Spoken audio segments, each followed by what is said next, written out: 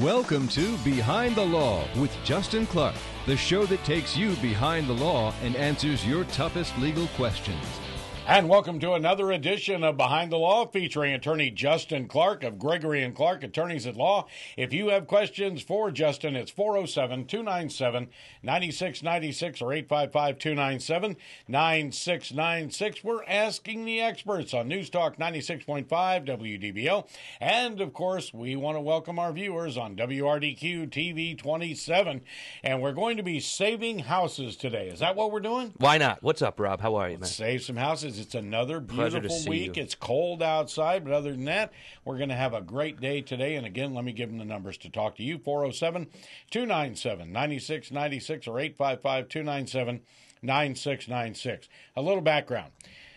The firm Gregory and Clark and Justin Clark have been working for years, kind of pioneering this whole thing about helping people with short sales, modifications, HARP, HARP 2, all of the different programs that people are struggling with on short sales and maybe buying foreclosures or going through foreclosures.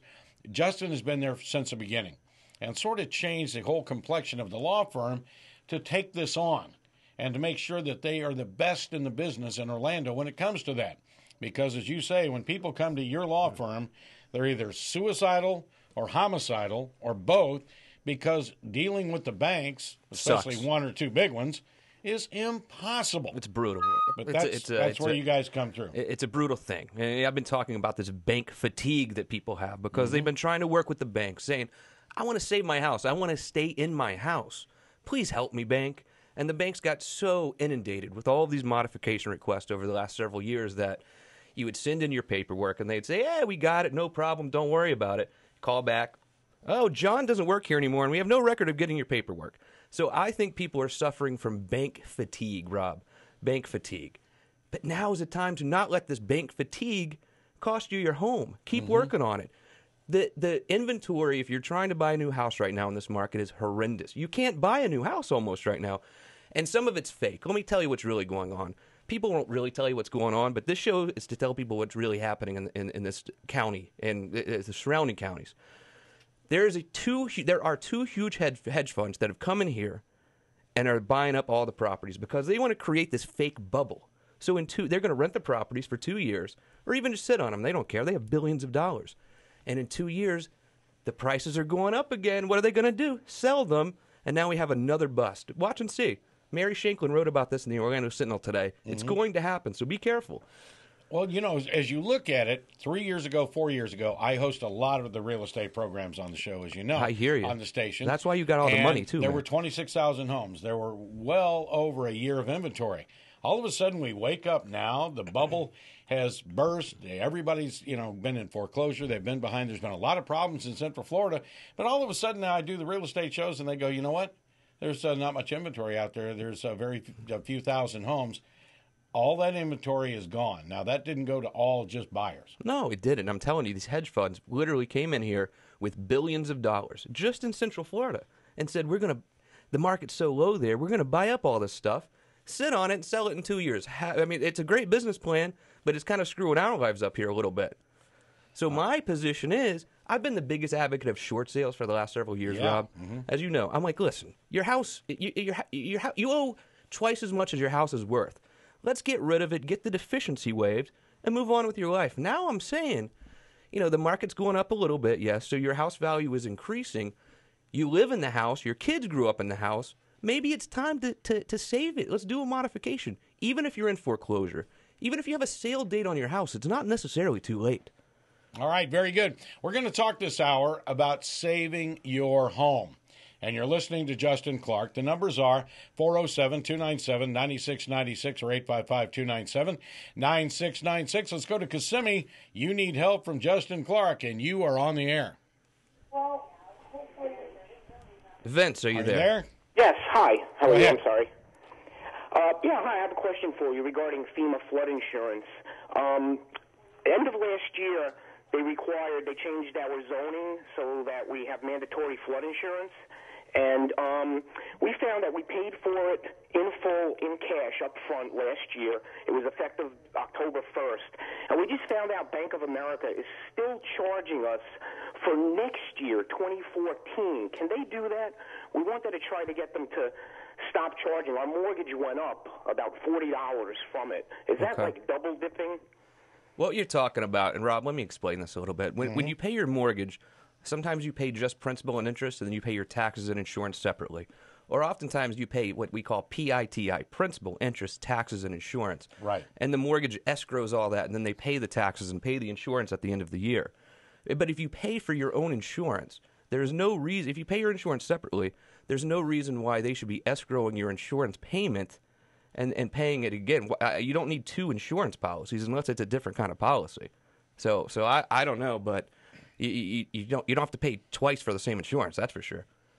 Telling us they can only cancel the entire escrow and we pay it, once a year, or they can't separate it, the flood insurance, even though we showed them the proof that we paid, we had the insurance policy. It's gonna be a fight then. I mean, if you're paying for your own insurance, you do need to prove it to the lender that you're paying for it, because if not, they're going to put what's called forced placed insurance, which is typically about 3 times more expensive per year than regular insurance. So if they've done that, you need to challenge them on it, but it just depends on whether you prove that you paid for your own insurance or not. Hey, Vince, I want to thank you so much for the call. You may have a battle on your hands right now, and it may take a letter from a lawyer. Our show's pre-recorded for TV, but you can ask your questions live on the radio. Just tune in to FM 96.5 WDBO Sundays at noon to ask Justin your questions. And for more Behind the Law, check out our YouTube channel. Don't let bank fatigue and the fact that you hate the bank make you not save your home, because there are plenty of ways to do it. Stay tuned. Justin Clark will be right back with more Behind the Law.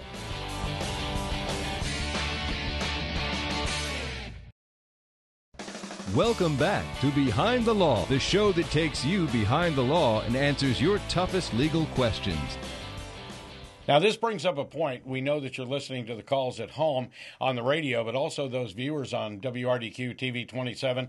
If you hear us giving out the phone numbers, those are for use on the Sunday show at 12 noon. If you're watching this on Saturday morning at your house, love the fact that you're tuned in, but don't call the radio station right now because there's a totally different show on. So, if you can remember every Sunday at 12 noon, what you want to do is go ahead and give us a call and get your questions answered on the air live. And then you can hear yourself on television right there on WRDQ TV 27. It's kind of cool. What is good, though, if you're watching the show on Saturday at 10:30, if you're watching right now, hello, first of all. And we have the whole crew here today. Ted, thanks for bringing everyone out again, as always, of course. It's quite a production. I don't think people understand what we do here. We have all the camera guys here. Laurel Lee, of course, is here. We have Scott in the studio next door who's making the radio show happen and answering your calls.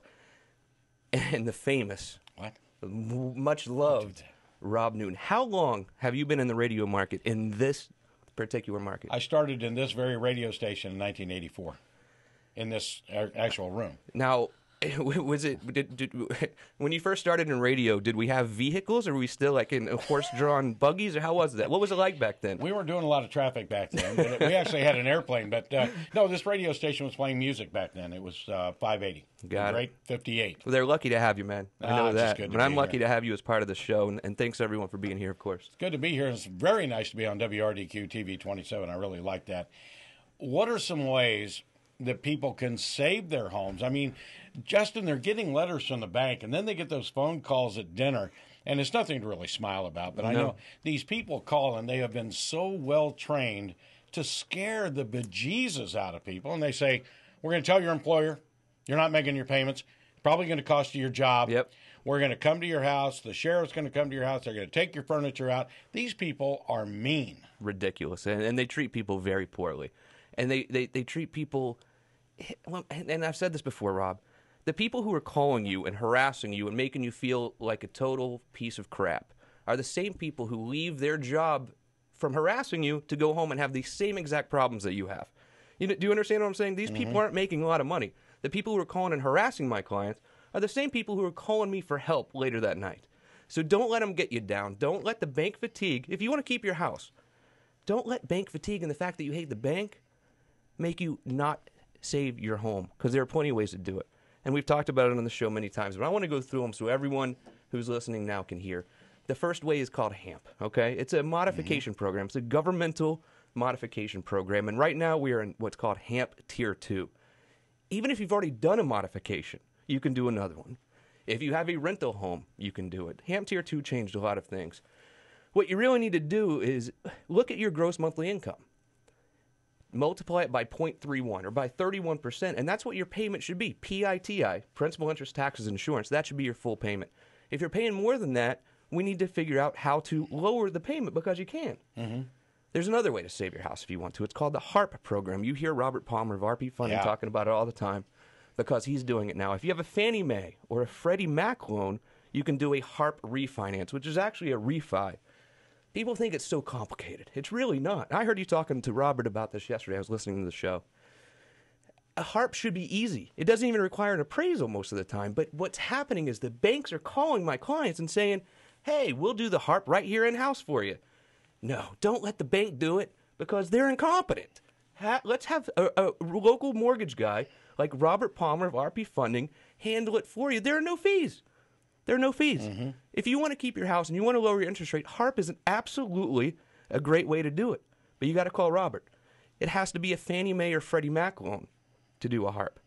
Robert's only doing Fannie right now. Hopefully he'll do Freddie some other time. That's another way to save it. rpfunding.com, by the way.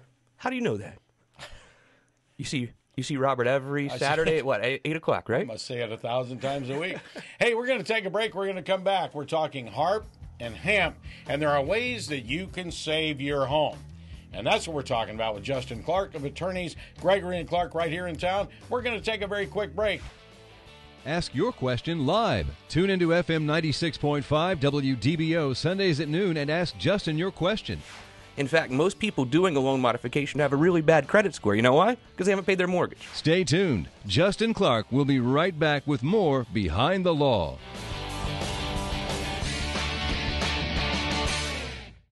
Welcome back to Behind the Law, the show that takes you behind the law and answers your toughest legal questions. Welcome back. This is Behind the Law on News Talk 96.5 WDBO and WRDQ TV 27 as we are talking about saving your home. There are so many people that are being faced with letters, phone calls, and the sleepless nights and all the discord between husbands and wives that come along when you know that you might lose your home. There's embarrassment. There's, oh, man, I don't even want to talk to the neighbors. And Justin is one of the attorneys in town who has dedicated his practice at the Gregory and Clark Law Firm right here in Longwood to help you to get through this maze and really put your mind at ease. Let him carry the ball. Let him carry the luggage through the airport, so to speak, and get you back to what you do. Let him be the lawyer. You make a living for your family and hug your kids, for crying out loud. So we were talking about HAMP. Now, the one thing that you mentioned on HAMP was that there was no time limit. Can they get an adjustment and then come back and get another adjustment? And how long is the interim? They can, and there is one very important time limit I want to tell you about, Rob. That's that HAMP expires December 31st of this year. So December 31, 2013, if you haven't applied for HAMP, it expires. It might be extended. I don't know. But it very well might not be. I think that most states in this country are pulling out of this housing recession. I know Florida is about the worst. And, in fact, I think we are the worst now for foreclosures. But I don't think they're going to extend this thing nationwide. So now is the time. And HARP 2 is going to expire at the end of this year as well. That's correct. And a very small percentage of people have actually responded to HARP 2. Very small of the people who are justifiably good for the program are not going after the program. You're right, because people just don't know. There's been so much misinformation now. And if you go to the Google spear, whatever you want to call it, everything's wrong. I mean, you read this, and you read this, and then you read this, and they're all conflicting. You've got to talk to someone like me who's here on the ground who does this. I've done this about 4,000 times for people now. Can you imagine? 4,000. Wow. 4,000 now good friends. I can't go to a restaurant anymore without seeing a client of mine, and it feels so good, man, helping people out, because other than medicine, I can't think of anything else that people care about, medicine and their health, talking to their doctor, than dealing with me and trying to save their home, save the roof over your head. I love that. 407-297-9696, 855-297-9696 for our radio audience. If you have a question for Justin, let's get you on there. Susan in Longwood, very close to the office. Yeah. All right. What's your question, Susan? Hi, my son is in foreclosure in Volusia County. He has 2 children. We're trying to help him save the house. His credit score is 600, which is one reason that he was denied loan modification. Not true. A credit score has, Susan, and hang on too, because I want you to follow up. A credit score has nothing to do with loan modification. In fact, most people doing a loan modification have a really bad credit score. You know why? Because they haven't paid their mortgage. They couldn't pay their mortgage. So credit score is not even included in the equation for doing a modification. The lender will look at your credit report because they want to know what other bills you have. See, my job, Rob, in a loan modification is to get their financial documents together and essentially underwrite the file like Robert Palmer does to get a mortgage. I have banker people that work for me who underwrite the file, and I have to prove to the bank, hey, bank, my client cannot afford the mortgage as it is now, but if you lower it down to 2%, which is where they can go, I can show that they can pay their mortgage and pay all these other bills as well. So you have to show that you can pay all the other bills. It's not just like, oh, send it in and here's your modification. There's a science to it, and you really have to know what you're doing. That's why it's so difficult. And that's why people really need to talk to someone like me who knows what they're doing. And, Susan, I guess one of the things that we've heard Justin talk about just endlessly for the past 2 years is the fact that when you talk to a bank, you never know who you're going to be talking to. You could be talking to a clerk, and the next time you call back, you get a different clerk. And some of these people are really talking out of the top of their head. They're not really giving you the proper excuse or the proper reasons, and many times they're actually going against protocol, but they just don't know it. You know what I always say, Rob? You know, people come up to you all the time, and they're like, man, I need a trip. I need to travel. And they're like, oh, go get a good book. I'm like, no. Do a modification, because if you want to do a modification, you can travel throughout the world with the people you're going to talk to. So if you want to take a good trip, do a modification, because you're going to call and you're going to go to all sorts of different countries. Especially India. I don't know why that is. Our show's pre-recorded for TV, but you can ask your questions live on the radio. Just tune in to FM 96.5 WDBO Sundays at noon to ask Justin your questions. And for more Behind the Law, check out our YouTube channel. These HOAs have so much power around here. I mean, I think they have power to murder if they want. Oh, well, they're not going to pay, Sue. Oh, just kill them. It's fine. Go ahead and kill them. Stay tuned. Justin Clark will be right back with more Behind the Law.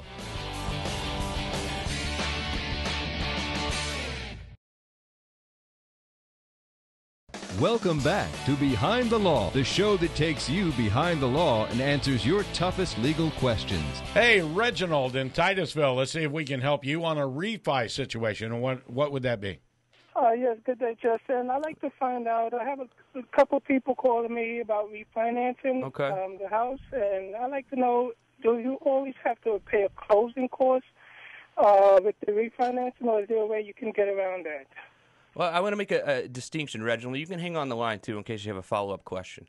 A loan modification is not a refinance. A loan modification, the closing costs, so to speak, are zero. You don't pay anything. In fact, you just start making your new, lower mortgage payment when the modification's over.